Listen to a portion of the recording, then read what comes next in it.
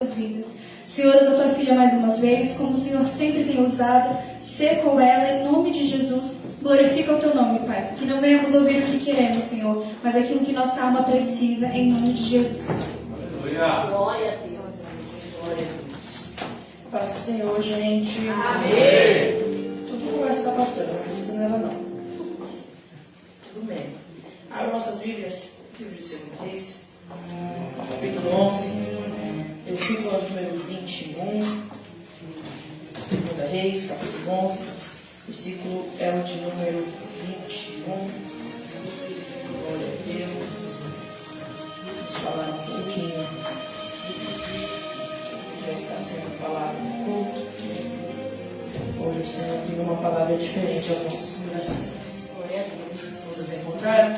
2 Reis, capítulo 11, versículo 21. Diz assim: 7 anos de idade tinha Joás quando começou a reinar. Pode se assentar, mantenha a sua Bíblia aberta, porque nós iremos estudar um pouquinho acerca desse personagem que a Bíblia está contando. A palavra do Senhor vai dizer, igreja, que existia uma mulher por nome de Jezabel. E acredito que todos aqui, nem que sejam por cima, já devem ter ouvido falar do nome dela.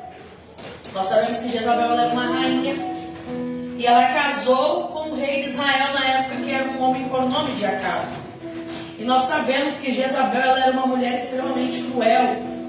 Ela era uma mulher que ela não temia a Deus, ela não servia a Deus.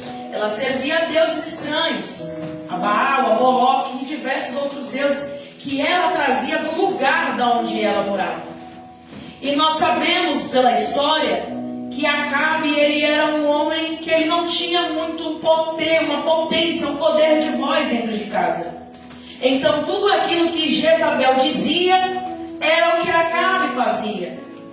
Ele não possuía uma capacidade de dar a palavra final, nem mesmo dentro da sua casa. Então tudo que Jezabel decidia, Acabe ia lá e colocava os seus soldados, os seus servos, para fazer essa execução. E a palavra do Senhor fala que Acabe ela era uma mulher de uma influência muito grande, politicamente correta. Se Jezabel estivesse viva, ela ocuparia os maiores altares do país hoje, porque ela era uma mulher influenciável. Aonde ela passava, ela sendo influenciada por seus deuses, ela carregava multidões com ela. E a palavra do Senhor vai contar muitas atrocidades que Jezabel vai fazer. E uma delas, o seu marido Acabe, ele está na sua casa, no seu quintal, e ele vê uma vinha no vizinho, no terreno do lado. E ele admira aquele pé de uva e ele fala: que lindo, eu queria para mim. E quando ele chega até o dono do terreno, que é um homem por nome de Nabote, para fazer um negócio, ele fala: olha, a gente pode fazer um negócio nessa vinha porque eu gostei muito dela. Então a gente pode trocar, eu posso te dar uma vinha que eu tenho que é melhor, você me dá a sua, ou eu posso te dar um dinheiro por ela. Só que aquela vinha para Nabote não é uma simples árvore, gente. Ela tinha um valor sentimental muito grande, porque era uma herança do pai dele. E a gente sabe que só tem herança de alguém que já morreu. Então talvez aquela vinha era o mais perto que Nabote tinha do seu pai. E quando às vezes o diabo não chega na tua porta, olha para você e fala: vamos trocar? O que eu tenho para te dar é muito melhor do que o que você tem. Porque se a gente for olhar para a lógica humana, igreja, a vida de quem está no mundo é mais fácil. A vida de quem serve ao inimigo dói muito menos. Porque eles perdem menos, renunciam menos, choram menos, sofrem menos. E o diabo olhava para ele e dizia: troca comigo. E quando às vezes o diabo olha para você e está falando: enquanto você estava lá, a sua vida era uma. Agora que você decidiu viver para Cristo, olha a vida que você está vivendo. Você não tem dinheiro para sair, na tua casa sempre tem alguém doente, as portas estão sempre fechando. Parece que desde o dia que você entrou numa igreja e aceitou Jesus como seu Salvador, a sua vida só andou para trás. Mas eu tenho uma palavra para você e eu começo a pregar agora.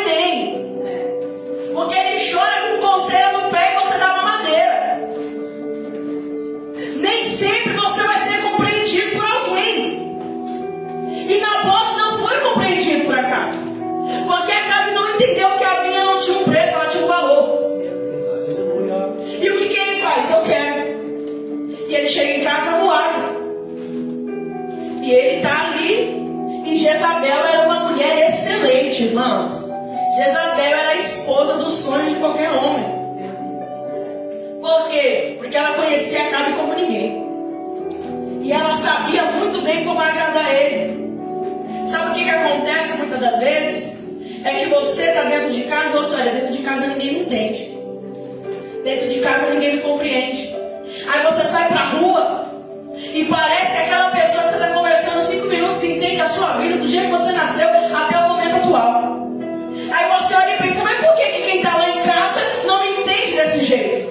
Porque quem está de fora está vendo o problema de fora, mas quem está de dentro está vendo o problema de dentro. É muito fácil você querer que quem está dentro da sua casa te honre da melhor maneira possível, da mesma forma que aquele que só te vê em cima do altar não te honra. Irmão, eu vou contar uma coisa aqui para você e não se escandaliza não. A tua mulher vai te tratar diferente do que a tua cunhada vai te tratar. Por quê? Porque ela conhece você como pai, ela conhece você como esposo, ela conhece você como marido, mas a tua cunhada conhece você como o quê? O cunhado que assa carne no churrasco, o cunhado que monta o móvel quando ela compra.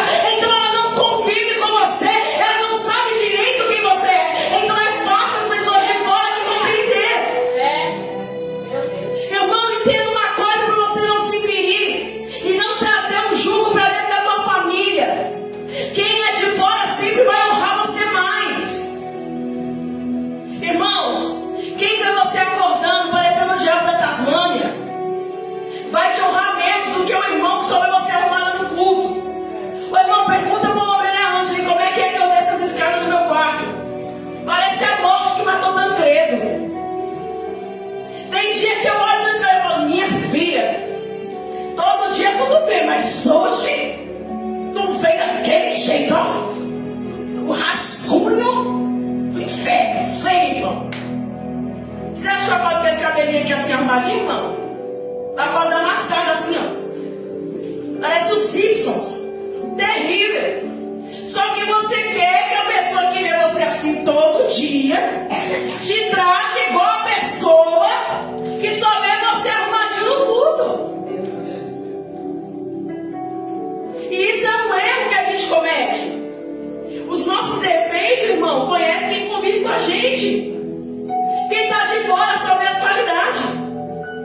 Quem é de fora do convívio, a missionária é engraçada, a missionária dá risada pra caramba, faz brincadeira, dá aula no ensino, como diz a pastora, desce o cacete na igreja. Mas quem mora comigo sabe quem eu sou realmente. E aqui, infelizmente, tem gente demais que sabe, né? Não era pra saber. Porque eu já morei com a pastora, não sei se vocês sabem. Mas eu já tive o desprazer, irmão, de ver ela acordando.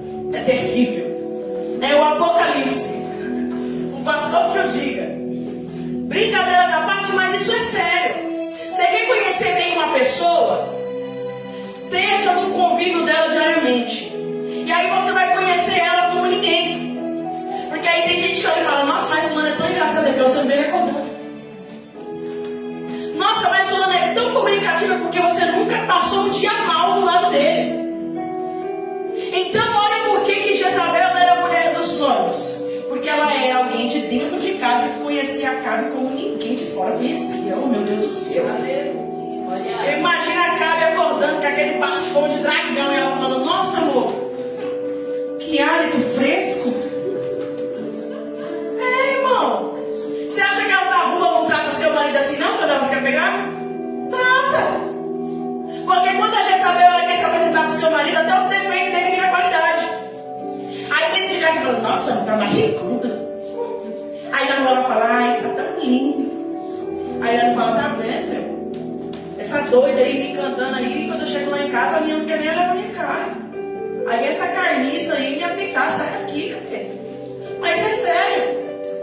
O seu patrão no trabalho que acha você bonitinha, ele vai chegar te cobrando? Oi, mano, deixa de ser ingênua. Ele vai chegar com um bombonzinho, feliz dia da mulher.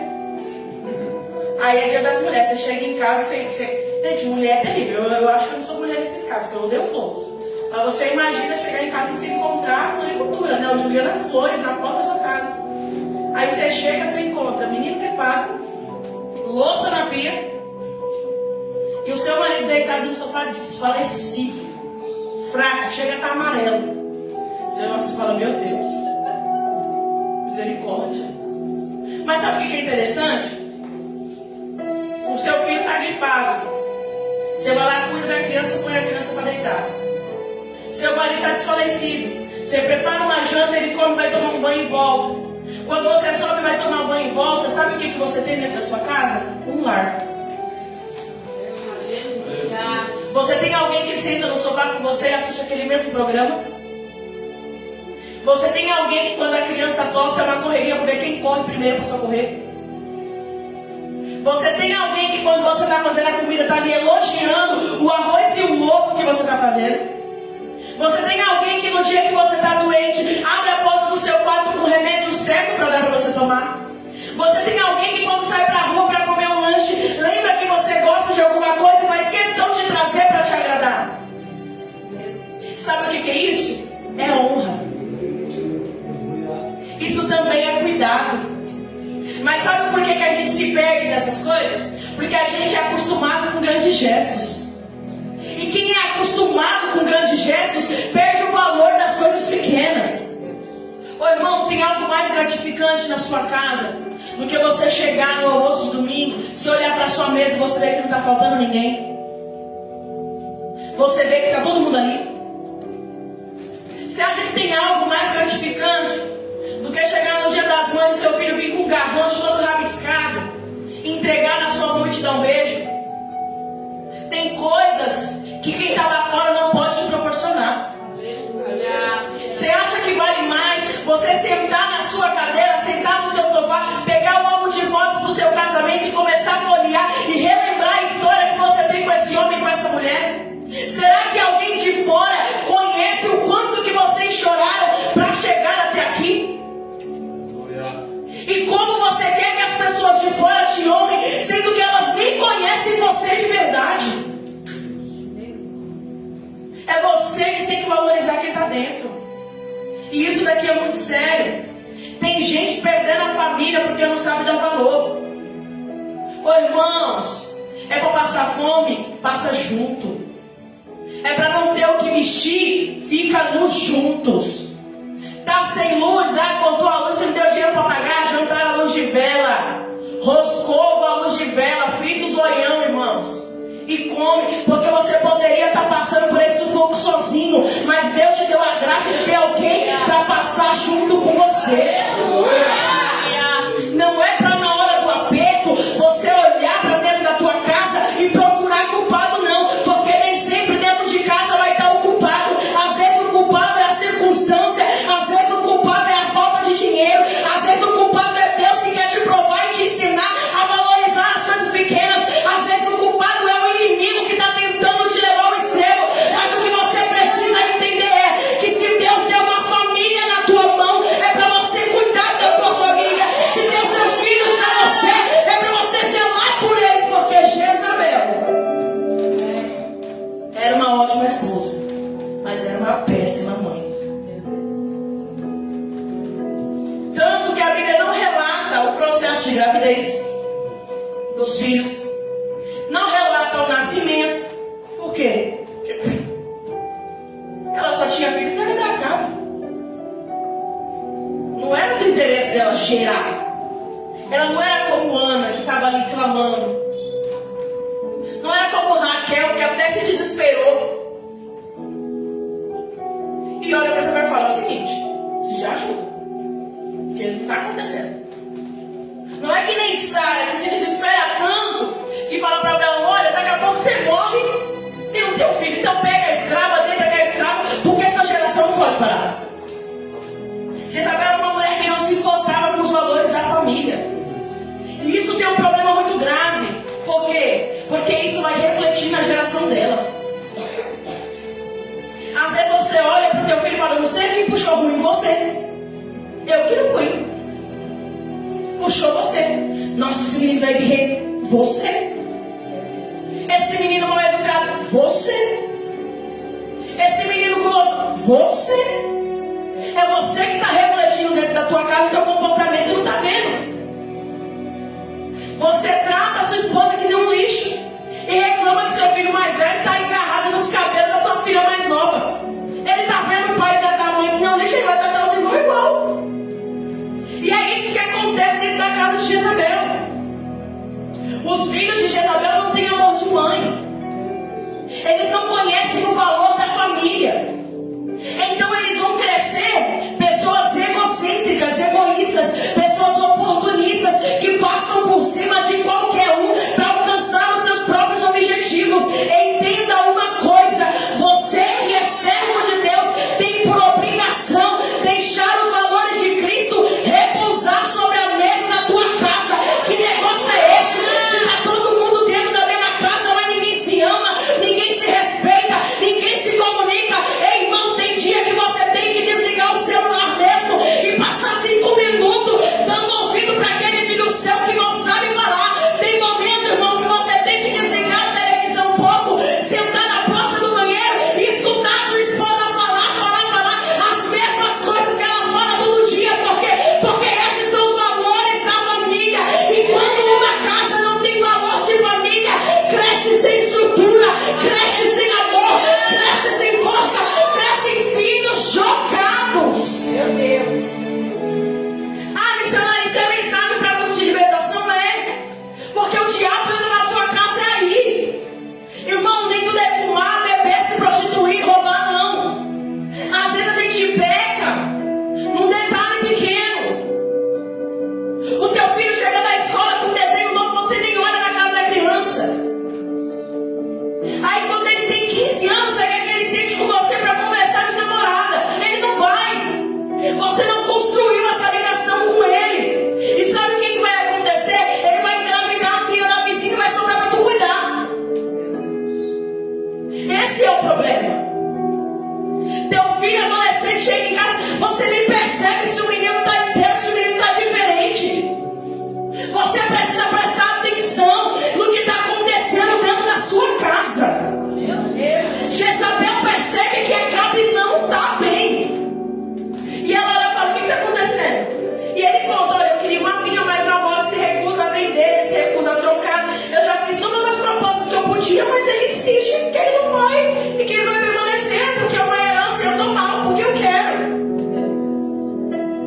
Sabe o que ela faz, irmãos? Ela pega esse homem e manda matar numa praça pública. Mas no final ela pega a vinha e ela satisfaz o desejo do marido dela. Ela fez algo errado, cruel, sanguinário, porque o desejo de Acabe era construir uma horta no lugar da vinha de Nabote.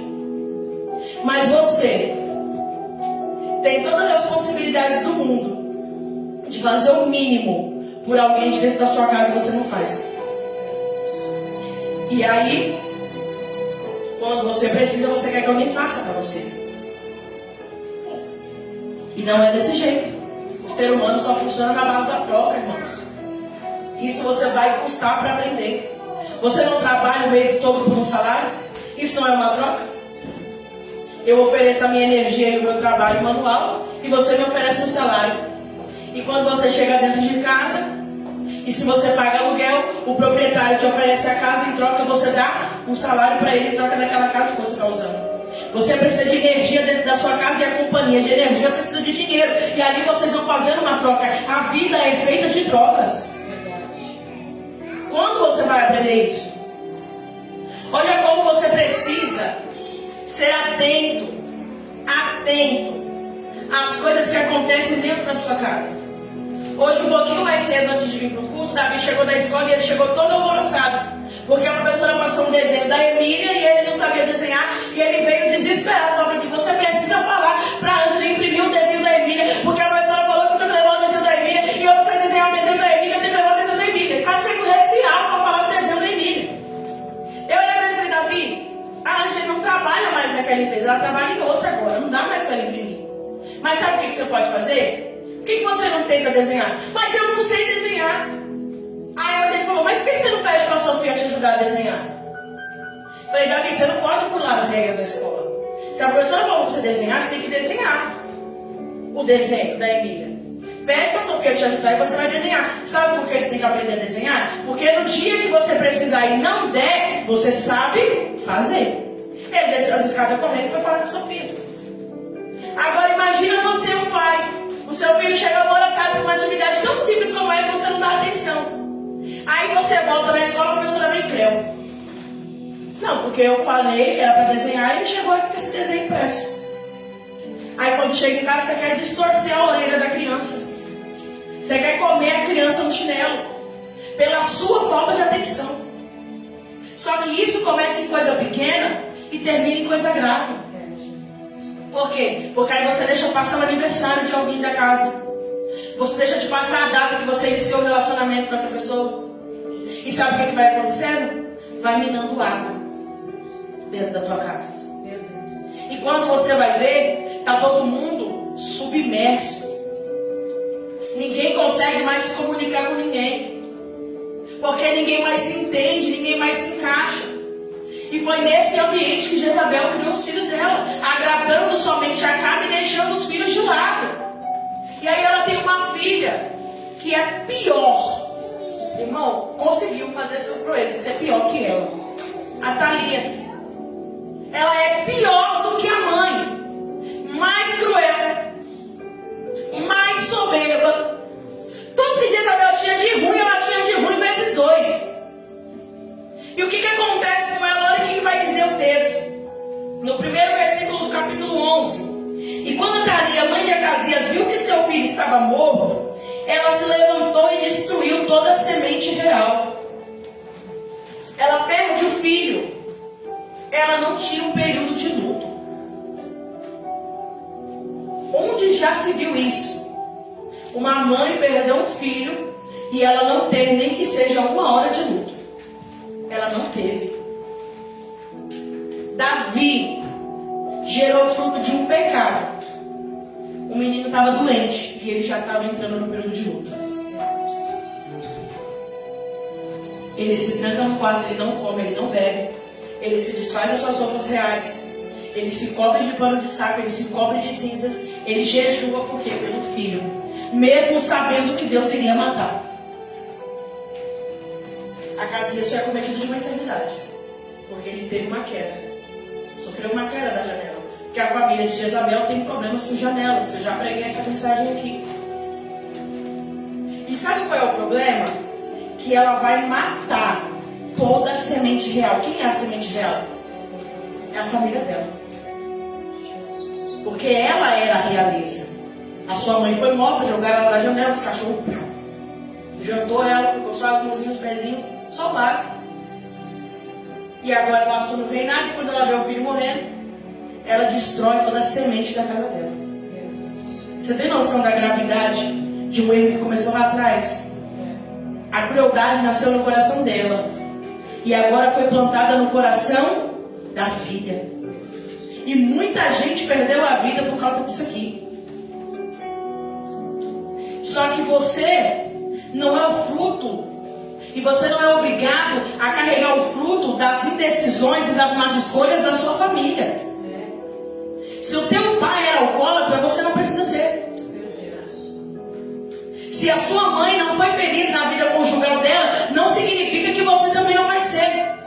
Ah, mas na minha família todo mundo morreu de câncer, mas eu estou viva. E eu vou buscar para que essa maldição ela seja quebrada na minha casa. Existe algo, irmãos, que você precisa buscar para si. Se dentro da tua família você está vendo o vô era alcoólatra, o pai era alcoólatra, os tios eram alcoólatra, os primos estão indo pelo caminho do alcoolismo, os irmãos saem de casa na sexta-feira, aparecem na terça, você tem certeza que você vai decidir esse caminho para você? O céu me trouxe aqui para dizer hoje, a maldição que Satanás jogou na geração passada não vai recair sobre a tua vida, não vai recair sobre a tua casa. Por quê? Porque o sangue carmesim do Nazareno está repousando sobre a tua família hoje.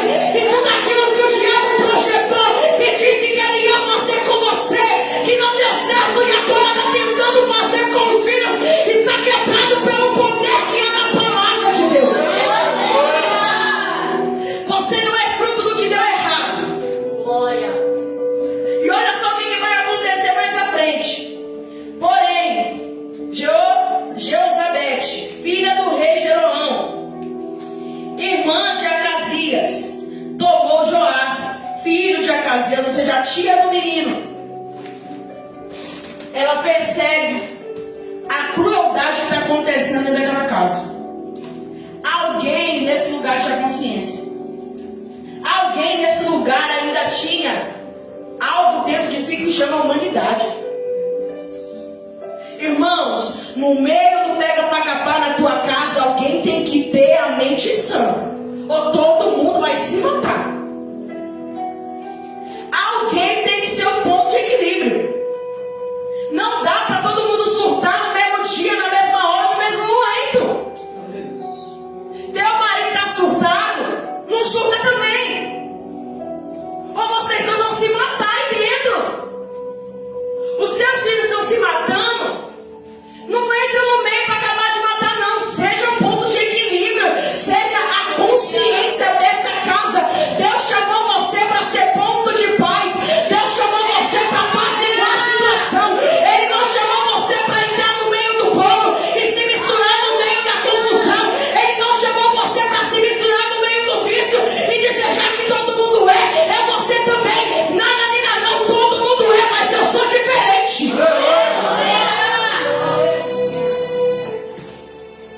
Isso aqui é aprendizado para você levar para a tua vida. Por que que quando, você pode reparar, irmão, quando se casa, os dois, um fala mais e o outro fala menos. Por quê? Porque senão fica insuportável a convivência da casa. A pessoa, se a Vitória vai casar com alguém que fala igual ela, irmãos, vai virar um viveiro de papagaio. Ninguém vai deixar ninguém falar. Sabe, você quer um teste disso? Quando se junta Letícia, eu e a velha, ô gente, o pastor desce junto comigo e fala: estão se matando? Mas não, a gente está conversando. Mas não, porque deixa eu falar, porque o sapato, a roupa, o cabelo. Irmão, não sai nada, mas a gente se entende, nós três.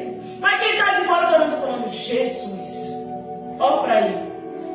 Aí o Davi já entra nervoso no meio e fala: mas eu queria falar e vocês não deixam. Mas agora imagina uma casa desse jeito, aonde todo mundo resolve explodir no mesmo tempo. E ninguém para ouvir ninguém.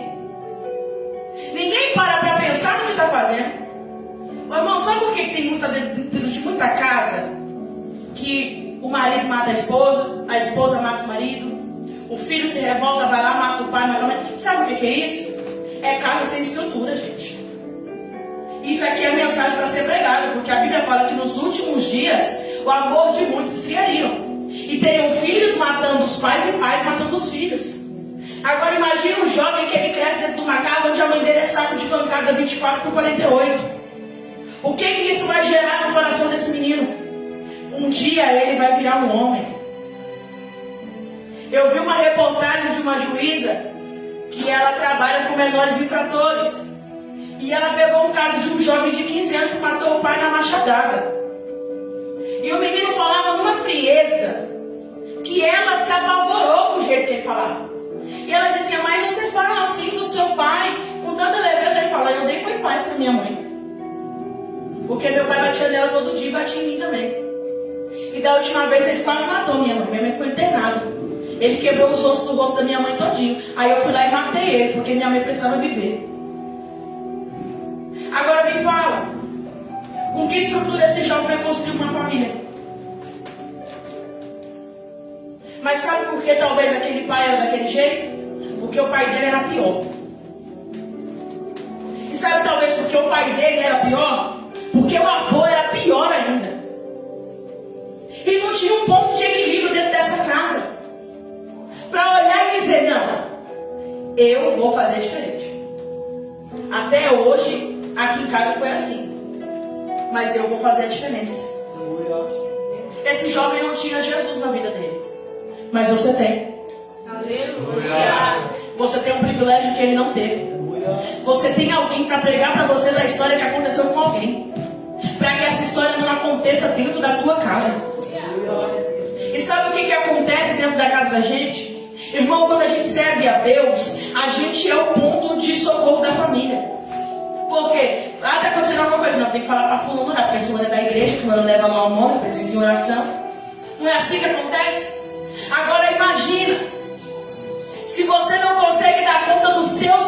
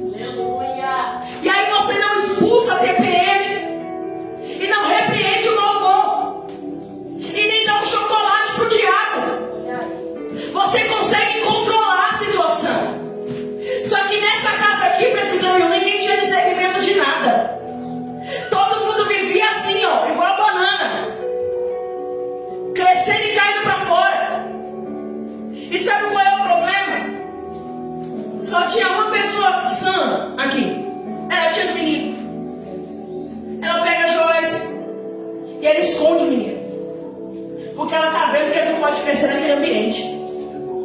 Ela está vendo que aquela criança não tem a mínima condição de crescer no meio daquela casa. Irmãos, eu já lidei com um departamento infantil de igreja, isso é o que eu estou falando. Eu pegava relato de criança que não gostava de ir para casa, porque dentro de casa era só briga, era só confusão, era só gritaria. Eu era uma criança assim, eu odiava a minha casa. Eu não gostava de ficar na minha casa. Por quê? Porque na minha casa não tinha paz. Eu vivia nas casas dos outros. Eu vivia na casa de uma irmã, na casa de uma missionária, na casa de uma bispa, na casa do obreiro, porque eu não aguentava ficar em casa, eu era só uma criança. E agora imagina, esse menino ainda tinha uma tia que conservava dentro dela os princípios da palavra de Deus. E ela esconde o menino debaixo da onde a Thalia dorme. Imagina o desespero. Ela dorme no quarto de cima, ela esconde o menino no porão que fica embaixo. Só que eu tenho uma palavra para você. Quando é de Deus, pode estar escondido debaixo do teu nariz que ninguém enxerga. Aleluia. E aqui entra na mensagem que o presbítero me entregou para nós. Porque Moisés ficou o tempo todo escondido debaixo da mão de Faraó. E em momento nenhum Faraó assimilou que ele era o libertador, a qual ele já tinha sido avisado. Sabe o que estava acontecendo com a Thalia? Ela achou que tinha disseminado todos da casa, que não ia ter ninguém para colocar ordem no meio daquela bagunça. Mas ela não sabia que enquanto ela dormia, o menino crescia no andar de baixo. Enquanto a Thalia reinava e matava no andar de cima, o menino aprendia e crescia no andar de baixo. Eu tenho uma palavra para você. Não adianta o inimigo achar que porque tu está pequeno e fora de evidência, tu não tem poder para nada. Ei, Satanás, perdeu mais uma. Porque enquanto você mata, eu aprendo e vou crescendo. E um dia eu vou te matar. O menino vai crescendo e ela vai reinando. O menino vai crescendo e ela vai destruindo o templo do Senhor. O menino vai crescendo e ela vai escondendo a palavra de Deus no meio daquela bagunça. Só que um dia o menino atingiu uma idade suficiente, pastor Nilton, para colocar ordem no barraco. Que ele faz 6 aninhos de idade. E tem um sacerdote lá. Está de olho no menino. E eu acredito que todas as vezes aquele sacerdote ia, ensinava alguma coisa para o menino e dizia: daqui 2 anos esse menino vai sair daqui. E eu acredito que se passava 6 meses ele dizia: 1 ano e meio eu vou tirar esse menino daqui. E passava-se mais 1 ano e ele falava: falta 6 meses para esse menino sair daqui.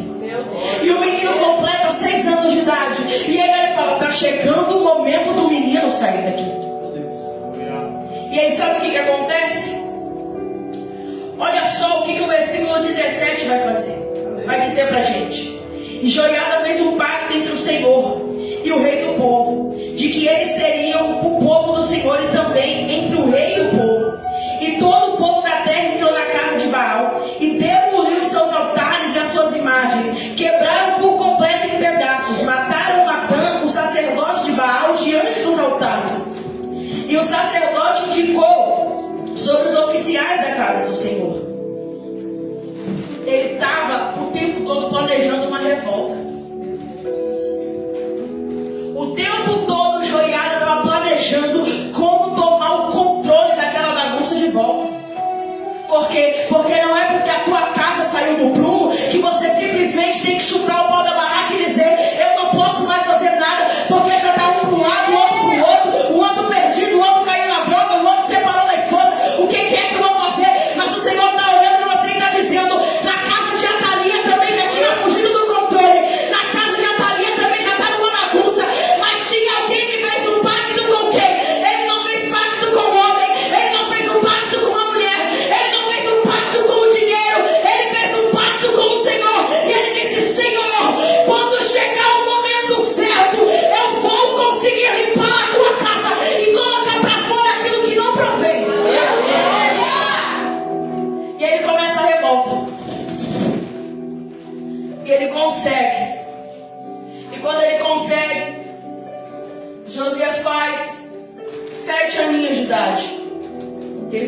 agora você já tem idade para reinar.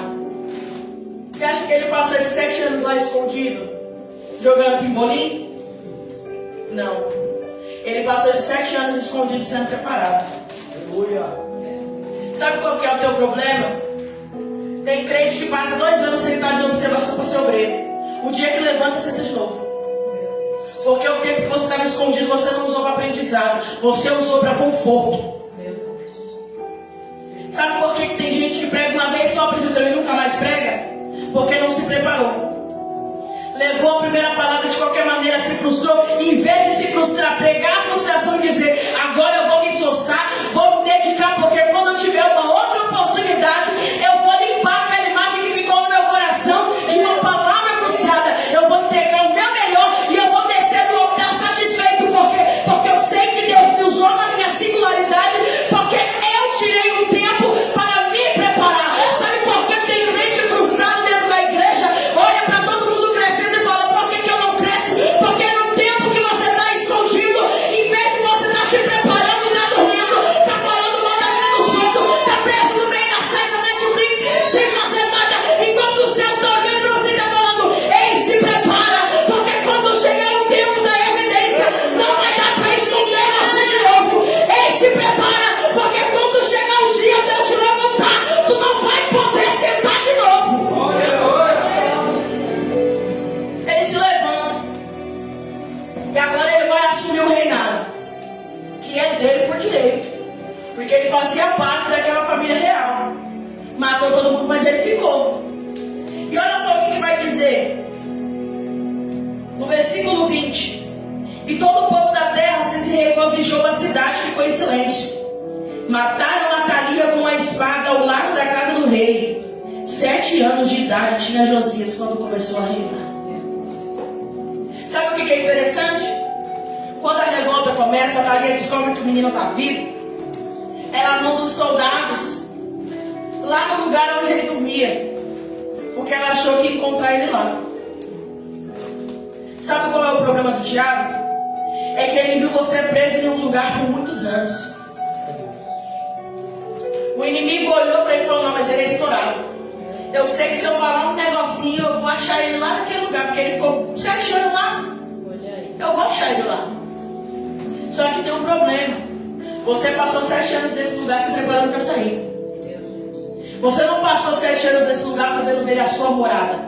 Aleluia. Você passou 7 anos aí aguardando, sonhando com o dia que você sairia. Sabe por que tem crente que chega na igreja hoje, se liberta hoje, se batiza hoje, é batizado no Espírito hoje, é levantado amanhã e depois está entregue às nações como pregador, está entregue às nações como profeta, porque o tempo que ele passou escondido, ele estava ensaiando para o dia que ele ia sair. Sabe aquele crente doido que fica na frente do espelho com uma escova ensaiando para pregar? Sabe aquela irmã que coloca o louvor nas alturas e fica ensaiando e erra uma, erra duas, erra 3, mas ela não para de ensaiar porque ela está se preparando para sair do dia do anonimato. Ela está se preparando para sair da caverna, porque o dia que ela sair, ela sabe que não pode mais voltar.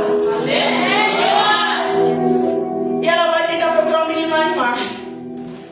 Ele não está mais lá. Venceu o contrato dele lá embaixo.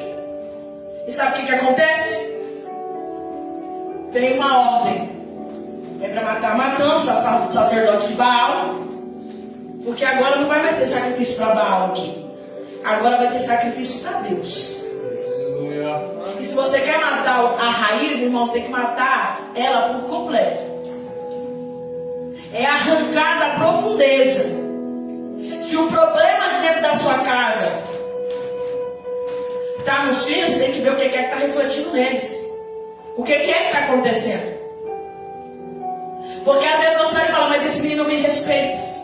Mas da onde está vindo esse comportamento? Vai na raiz. Cortar a folha não mata a planta, faz ela crescer. Porque tem mãe que olha para o filho e fala: eu vou cortar as suas asinhas. Não corta não, porque cresce de novo. Arranca logo.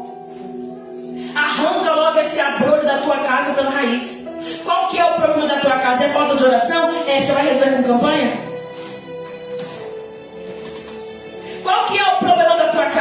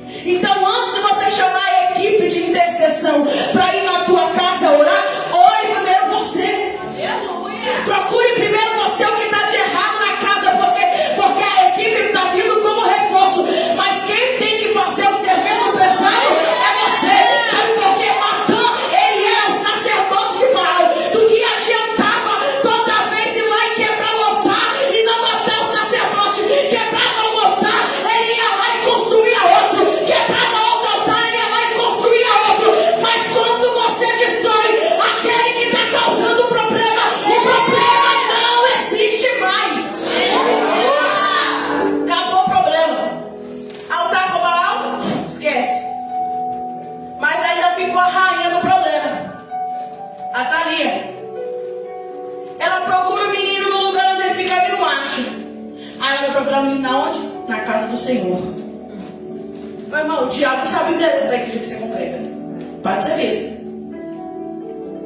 Olha aí. Ele sabe. Mas rapaz, tem culto que ele passa ali na escada ali, ó, tentando subir, vocês nem vê. E sabe qual que é o problema? Que o diabo está esperando você na porta da igreja. Aqui, ó. Você está planejando, sai do culto vai acabar cedo, no domingo, vou sair do culto, vou pegar a nega, vou ali, não vai comer esfira, depois não vai para casa, vai dormir. E o diabo está ali na porta da igreja esperando. Quando ele chegar aqui, eu pego ele. Aí você entra, liga o carro, ele vai lá, entra junto, você nem vê. Aí ele vai, joga um carro na sua frente, faz o que nem aconteceu com o diabo com José. O carro bate, quase atinge a sua esposa. Aí ele sopra no teu ouvido e fala: se eu fosse você agora, eu descia e quebrava ele. Ele não está vendo não que a mão é sua? Aí você desce e explode. Sabe o que aconteceu? Você passou esse tempo todo escondido. Para quando aparecer e fazer cagada. Tem gente que passa o tempo escondido. E quando vem à tona, faz tudo que não presta. Quando está sentado é uma bênção, pastora. Quando é membro é uma glória. Levanta o obreiro, o sangue de Jesus tem poder. O que aconteceu com fulano? Foi isso. Ele esqueceu que o diabo sabia o endereço que ele ia. E que poderia encontrar com ele lá. E a Thalia está revirando o tempo atrás do menino. E quando ela vê o menino, ela dá ordem para os soldados dela, vai lá e mata essa criança. Porque eu não falei que eu queria matar todo mundo, então eu não quero ele vivo. Como é que ele escapou? Só que o menino não está sozinho, irmãos. Ele tem alguém por ele. Você acha mesmo que uma criança de 7 anos poderia se defender de uma pilha de soldados? Não conseguiria. O Senhor está olhando para você e está falando: eu sei a tua fragilidade. Eu sei o que você aguenta e o que você não aguenta. Eu sei o que você pode e o que você não pode. Você está olhando e está dizendo: Senhor, olha o tamanho do exército que se levantou contra mim. O Senhor vai deixar eu morrer. Eu estou na sua casa. O Senhor vai deixar eu morrer. Quando estava escondido, a minha vida era boa. Quando eu era membro, na minha vida não tinha problema. Antes de eu ter azeite na minha cabeça, eu era feliz. E agora que eu estou de pé, eu vou morrer. Meu Deus. E o Senhor está olhando para você e está dizendo: calma. Eu não tirei você do anonimato para deixar você morrer. Olha aí, filha. Eu não tirei você da sua zona de conforto para deixar o inimigo entrar na tua casa e bagunçar tudo, para deixar a enfermidade vir e destruir você. Se eu falei para você que eu ia te levantar, eu ia te guardar, eu vou guardar você, eu vou pelejar pela tua vida, eu vou pelejar pela tua casa. Tu não vai morrer agora. O sacerdote levanta um exército. Ah, Thalia, você não vai tocar no menino. Aleluia. Eles pegam ela e eles lançam ela para fora da casa de Deus. Porque a ordem era: não mata ela aqui dentro. E quando eles lançam ela para fora da casa de Deus, vem a ordem: como é que nós vamos matar ela? Pega a espada e mata ela a fio da espada.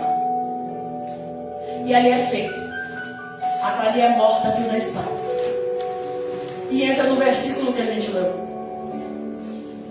Joás tinha 7 anos de idade quando iniciou seu reinado. Mas a história dele não começou quando ele tinha 7 anos de idade.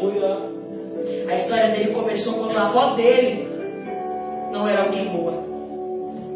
A história dele começou quando o avô dele não teve postura dentro de casa. Demorou. Mas veio um homem para essa família que tinha postura de homem de Deus. Demorou, não demorou? Porque Acabe no começo era fiel. Depois estava construindo altar para tudo que é Deus que Jezabel apresentava. Ainda cobertava sem vergonhice dela. Ela encheu o cesto da cidade de pão falando que Baal que deu. E ele vai dizer: é Baal que deu. Demorou, mas chegou alguém e mudou a história daquela geração. O diabo está olhando para dentro da tua casa e está dizendo: já é a 4ª geração que eu estou jogando nesse pecado, já é a 4ª geração que eu estou matando nesse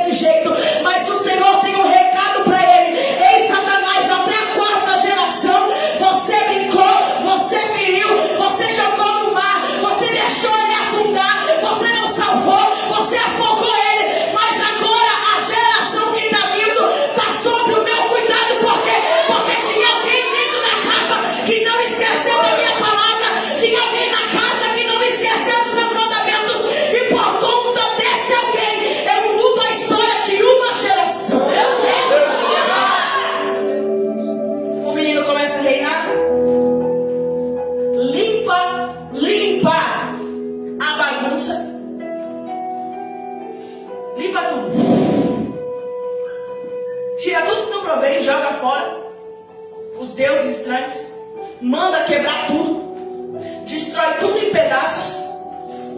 Porque agora vai começar um novo tempo na cidade. Aleluia. Ele reconstrói o templo do Senhor. E sabe qual é um dos pergaminhos que ele acha perdido? O de Isaías. E ele encontra um dos pergaminhos da palavra de Deus no meio. E sabe o que vai acontecer com esse jovem? Não só a vida dele, da casa dele vai ser transformada, mas a vida de uma cidade, de uma nação que estava aprisionada pelas mãos do inimigo. Agora vão ser libertas da mão do inimigo e vão conhecer a soberania de Deus. Sabe por que é tão importante você quebrar essa maldição hereditária que está no meio da tua família? Porque quando ele te levantar, não vai ser só para mudar quem está dentro da tua casa, não, mas vai ser para mudar aonde você passar, aonde você for. Pessoas serão libertas, pessoas serão transformadas, pessoas serão livres através do quê? Através da tua história, através do teu testemunho, através do que Deus fez na tua vida. Não se conforme com aquilo que o inimigo disse que você seria. Porque o Senhor disse que você seria muito mais. O Senhor disse que você é livre. Então você é livre. O Senhor disse que era Ele que era o Senhor da tua casa. Então o único Senhor da tua casa é Ele. Aleluia. Se coloque de pé em nome de Jesus, culto de libertação. Aleluia.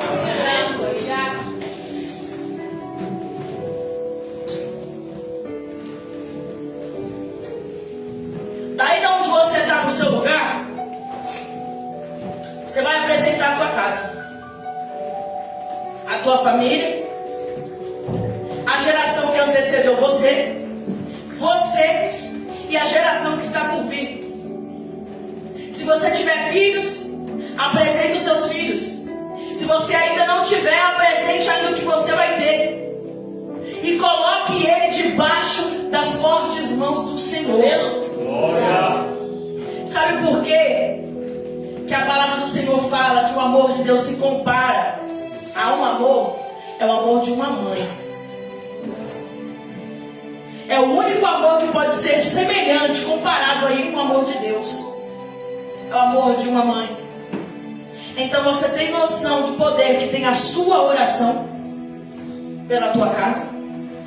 Você, pai, tem noção do poder que tem a sua oração sobre os seus filhos? Você, esposa, você, marido, tem noção do poder que tem a oração de Deus sobre a tua família? Tem noção do poder que tem você clamar ao Senhor em prol de alguém que você ama? Então, nesse culto de libertação, olhe para Deus e apresente a quem você ama. E olhe para Deus e fala: Senhor, se até essa geração o inimigo brincou, o inimigo encontrou oportunidades, e até mesmo na minha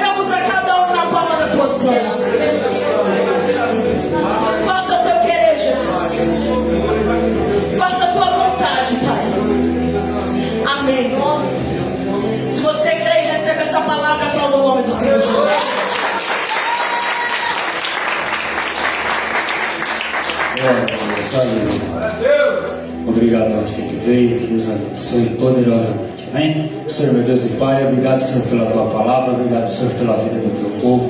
Uma vez mais, Senhor, eu te peço, nos leva, Pai, para as nossas casas, livrando, Senhor, do acidente, do incidente, da bala perdida do homem sanguinário. Senhor, nos dá, Pai, o resto de semana abençoado diante da Tua presença, que eu te agradeço em nome de Jesus. Nós vamos para o recebimento. Com o amor de Deus Pai, a graça do Deus Filho e as doces consolações do Espírito Santo esteja com toda a igreja, aquele que crê diz. Amém. Está terminado, Deus abençoe, não saia sem dar a paz para o seu irmão, amém?